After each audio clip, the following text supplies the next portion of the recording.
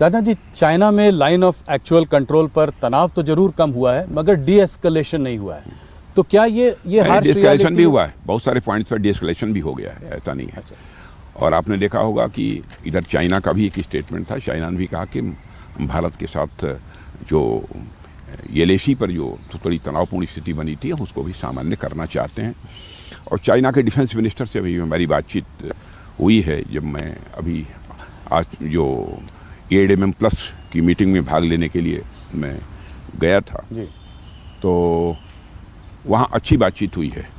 उन्होंने कहा कि साहब, हम तो अभी चाहते हैं कि बल्कि एलएसी के ऊपर मिलिट्री टू मिलिट्री भी लगातार यह बातचीत चलती रहे, ताकि किसी भी प्रकार की तनावपूर्ण स्थिति लाइन ऑफ एक्चुअल कंट्रोल पर पैदा न होने पाए। उन्होंने भी इच्छा व्यक्त की है। तो ये बड़ा डेवलपमेंट है, मतलब चाइना को हम ट्रस्ट कर सकते हैं कि यहाँ पर कहा है उन्होंने। अच्छा। उन्होंने कहा है और हमने उस पर सहमति भी व्यक्त की है। जब मैं शंघाई कोऑपरेशन ऑर्गेनाइजेशन की बैठक में चाइना गया था फिलहाल, तो अलग से भी हमारी वहाँ के डिफेंस मिनिस्टर से बात हुई थी।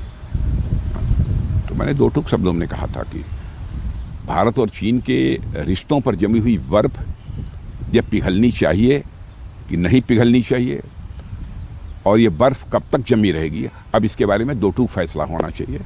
और मैंने उनसे ये भी अनुरोध किया था कि मैं चाहूँगा कि हमारे एक्सेलेंसी प्रेसिडेंट चाइना को भी इस मैसेज को कन्वे करें। और मुझे अच्छा लगा कि अभी हमारी भेंट पुनः जो वहाँ के चाइना के डिफेंस मिनिस्टर से हुई थी जी। उन्होंने कहा कि साहब, हम लोग बातचीत करने को भी तैयार हैं हर जगह, कहीं पर भी यदि कोई डिफरेंस ऑफ ओपिनियन है बॉर्डर के ऊपर, और बातचीत से ही हम उसका समाधान निकालना चाहते हैं। ये चाइना के डिफेंस मिनिस्टर ने भी मुझसे कहा है। तो मतलब बातचीत से लग रहा है कि कॉन्क्रीट स्टेप्स आगे हो सकते हैं। होना चाहिए। जी।